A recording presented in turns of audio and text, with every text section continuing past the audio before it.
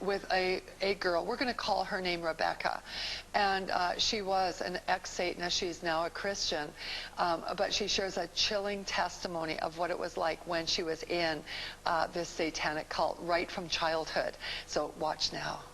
I was the fifth bred of Satan, and my power that I ran with was, my element was fire, and you couldn't get any higher than what I was. I could move things without touching them, and I could make people stand away from me and command the demons to go get people and make them get pushed away.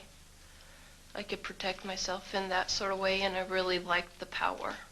You were taught concerning the things of the dark side of the supernatural at a very young age.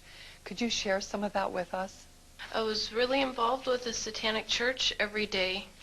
The high priest would come and get me, and they would take me to the church, and they would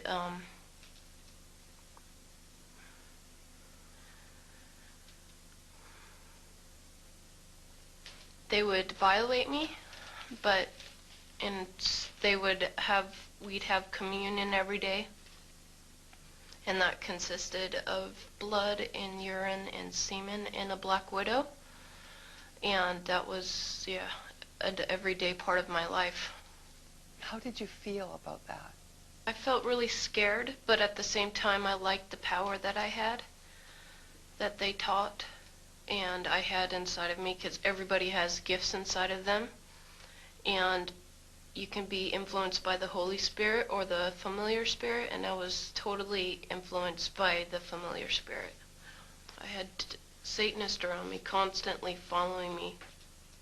You saw many very ugly things, like animals get sacrificed, even humans, and other really terrible things. Did it ever occur to you that this was evil?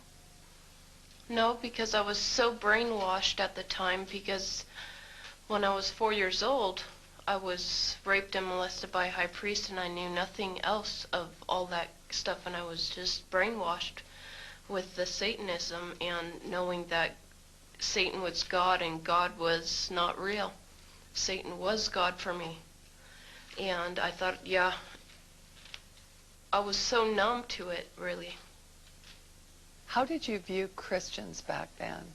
I hated them because they had no power. Like, I heard so many times that, you know, God was real and Jesus was so true, but I didn't see the power working throughout the church. In fact, I saw Satanists working also in the church, and Satanists tithe more than Christians do.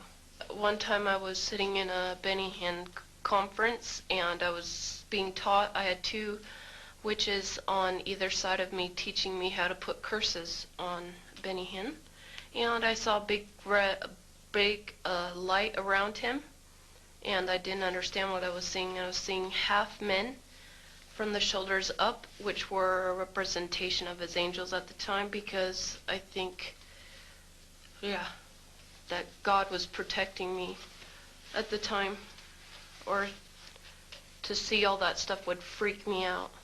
And he looked up in the right, I was in the right hand stage of the corner of the stage in the upper part, and he said, "Do you three witches, you two on the either side of me, you're going straight to hell, turn to Jesus, or you're going to burn in hell, and I know what you're doing." And then he pointed to me, and he said, "You're going to get saved soon." And everybody started praying, and I felt like tingling all over my body, and I freaked out and screamed, and they had to escort me out of the stadium.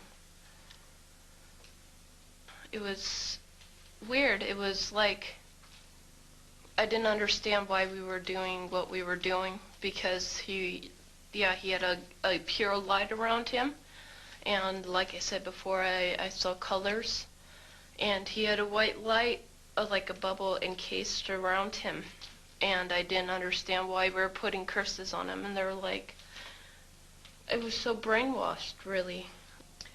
What is the primary goal or purpose of Satanism? Yeah, their purpose is to rule the world. What was your purpose? My purpose was to get all the power that I could and to get as high up as I could. You have explained to us that there was human sacrifice that went on inside of the satanic church and inside of satanic ritual. Can you tell us how this was done? How do they murder people? All the children's posters that you see that are missing, they're pretty much dead. They have underground caverns in the mountains, and they keep the children and the kids and the women and men there. And then at a certain time in mid-September, October, they take them out, and they're so... Remember when I told you I could make people get away from me?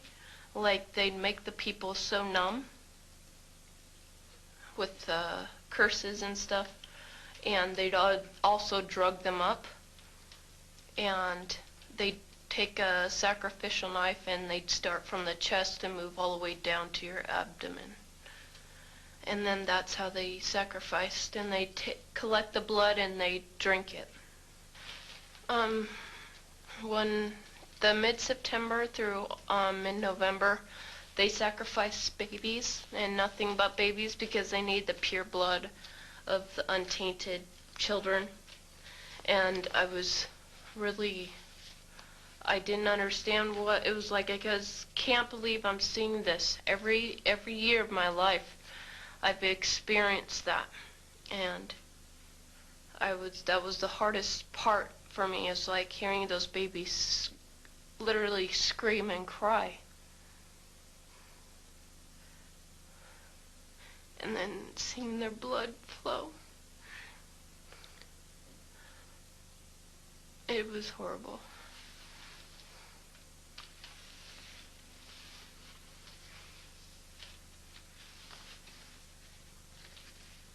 Rebecca, where did they get the babies? Yeah, they have mothers that are expecting, that they hold in the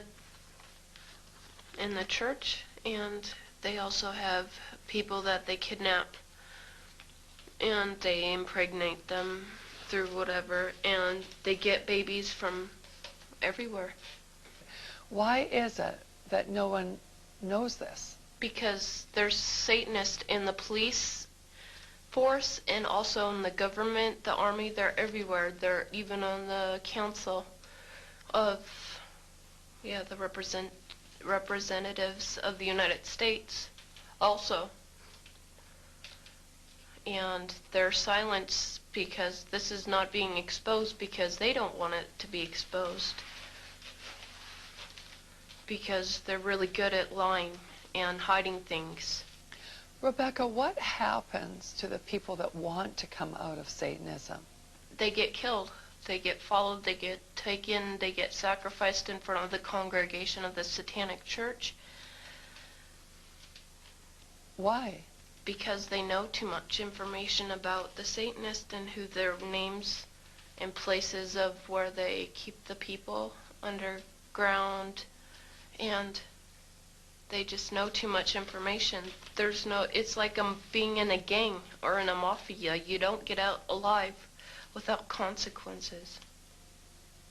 Is this difficult for you to talk about? It's really difficult because, I feel